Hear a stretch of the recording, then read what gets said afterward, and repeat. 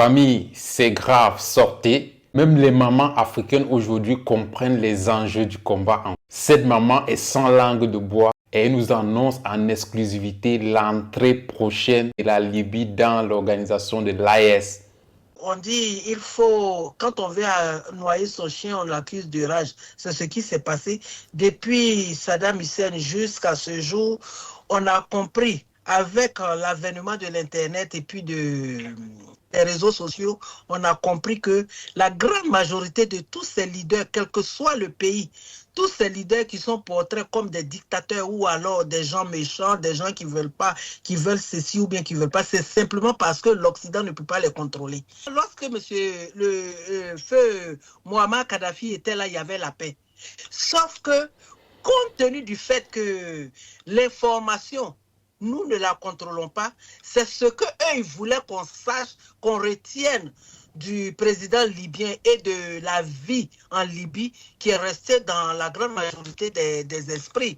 Mais aujourd'hui, avec tout ce qui se passe, comme ils n'ont plus cette capacité de contrôler l'information, cela nous ramène au fait que les véritables, entre guillemets, si je peux ainsi me répéter, les véritables vérités sont en train d'apparaître.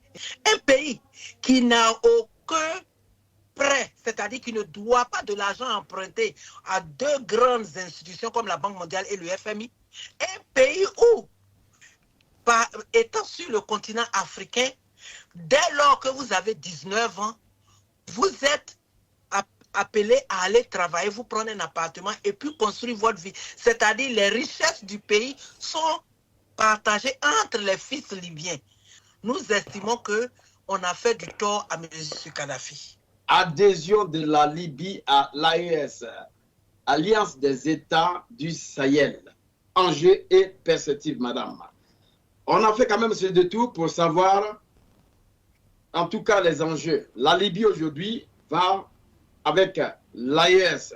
Est-ce que cela forme peut-être une position que l'AES doit accepter? Est-ce que cette Libye-là, elle est un peu dépourvue? Est-ce que la Libye aujourd'hui a quand même des problèmes? Sinon, la Libye vient avec l'AES pour faire ce qu'on appelle un poids encore bien mesuré.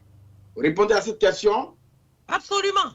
Absolument. Il faut voir l'arrivée de la Libye comme un boost dans ce mouvement de l'AES. Il faut voir l'arrivée de la Libye, surtout, c'est un autre pays producteur de pétrole qui s'ajoute et c'est un autre pays qui a une flotte militaire intense qui s'ajoute. Et remarquez que la grande majorité des armes qui étaient en Libye, ce sont des armes d'origine soviétique.